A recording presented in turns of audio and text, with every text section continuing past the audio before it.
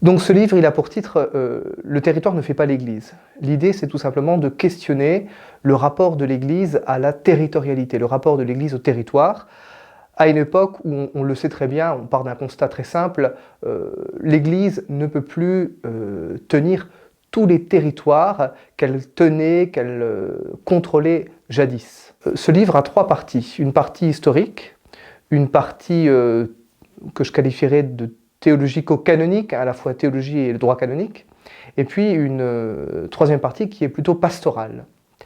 Alors, la première partie, la partie historique, l'idée majeure est de dire, ben voilà, en fait, dans l'histoire, il y a eu plusieurs modèles d'église.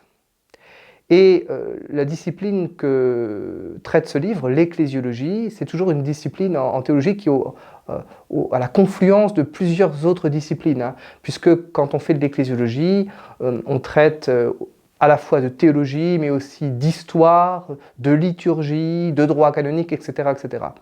Et moi, je me suis dit, mais finalement, eh bien, pour penser le rapport que l'Église pourrait aujourd'hui avoir au territoire, interrogeons-nous sur le rapport qu'elle a eu par le passé au territoire. De ce point de vue-là, eh bien, je me suis rendu compte que l'Église avait eu un rapport pluriel au territoire entre le 1er siècle et aujourd'hui. Voilà. Avec grosso modo, on pourrait dire deux périodes. Toute la période du premier millénaire jusqu'au 10e, 11e siècle, où l'Église se vivait davantage plutôt avec une logique de réseau, hein, comme une communion qui mettait en lien des pôles, des lieux pôles et des personnes. Voilà, on n'était pas sur un rapport continu, homogène de l'espace, un quadrillage vraiment territorialisé de l'espace, mais plutôt une logique de réseau, et que c'est plutôt à partir du XIe siècle, pour des raisons, alors je vais aller des raisons plus prosaïques à la raison plus noble, on pourrait dire, des raisons à la fois fiscales, des raisons pastorales, des raisons théologiques. Voilà, pour différentes raisons, on est passé à un rapport plutôt territorialisé de l'Église. C'est-à-dire voilà, un territoire que l'Église, peu à peu, tenait, contrôlait. Et donc, c'est seulement à partir du XIe siècle qu'on a assisté comme ça à un processus de territorialisation qui a duré jusqu'au XXe siècle, à une époque où, en raison de la déchristianisation, de la baisse du nombre de prêtres, de pratiquants, ben voilà, l'Église n'arrive plus justement à tenir tout ce territoire.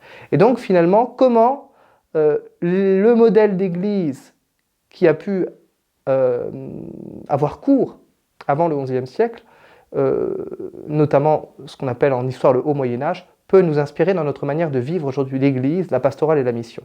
Et en ce sens, on voit bien que le territoire ne fait pas l'église. Après, il y a une deuxième partie, la partie théologique et canonique, justement, qui est là pour interroger la pertinence du critère de territorialité. Est-ce que, d'un point de vue théologique et canonique, le territoire, il est constitutif de l'Église?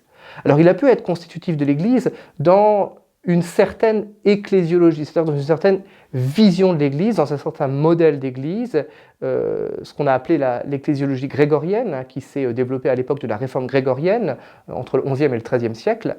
Mais on voit bien qu'avec le Concile Vatican II, qui a permis, dans les années 60, un renouveau de l'ecclésiologie, notamment avec l'image de la communion, l'Église comme communion, l'Église comme peuple de Dieu, hein, eh bien, en fait, on voit bien ici que le territoire n'est plus du tout constitutif de l'Église, mais qu'il est plutôt déterminant.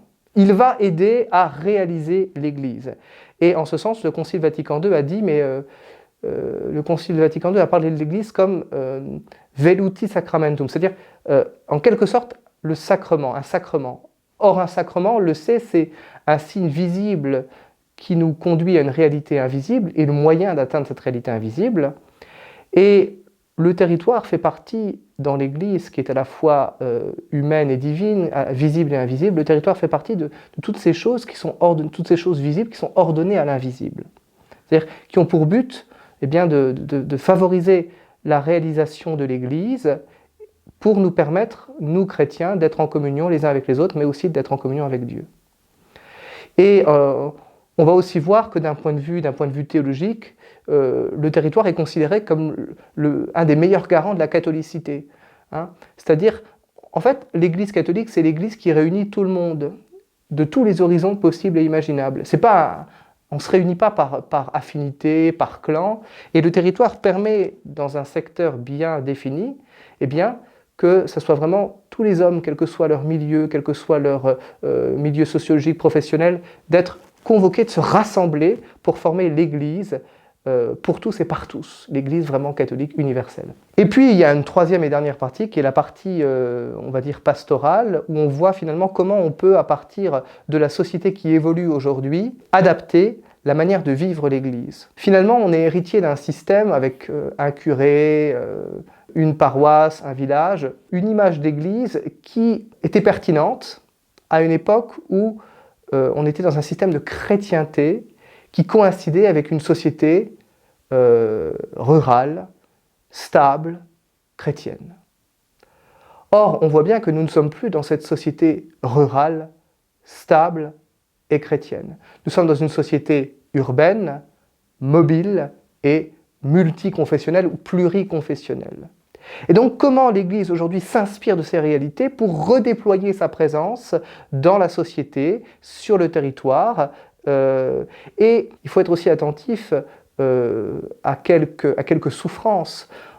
Par exemple, on voit aujourd'hui qu'il y a un regain un regain d'attention qui doit être accordé aux périphéries. Une société urbaine, oui, mais on a un regain aujourd'hui de ruralité, un regain d'attention qui doit être donné aux périphéries. Donc l'Église, même si elle se concentre sur les aires urbaines, les villes, ne doit pas pour autant abandonner les périphéries. Donc, questionnement, comment on réagit? Comment on questionne ce rapport de l'Église aussi aux périphéries? Voilà. Bon, alors c'était un exemple, mais voilà. L'idée étant de se dire comment l'Église peut aujourd'hui s'inspirer, prendre acte des nouvelles dynamiques de la société, des nouvelles dynamiques de ce qu'on appelle la géographie sociale, la géographie humaine, pour eh bien, inventer une nouvelle manière de vivre sa pastorale et sa mission dans la société du XXIe siècle. Alors ce livre, il s'adresse à tout public. J'ai essayé vraiment de l'écrire pour qu'il soit compréhensible le plus possible. Alors c'est un mémoire de fin d'études, donc il est écrit avec un minimum de langage universitaire. Il faut avoir quelques notions clés, quelques notions de base, mais j'ai vraiment essayé d'écrire ce livre pour qu'il soit le plus accessible possible. Alors on peut le trouver à la librairie catéchétique, à l'office catéchétique, rue de la Gendarmerie à Metz, mais aussi dans toutes les librairies, catholiques ou non, et également sur Internet.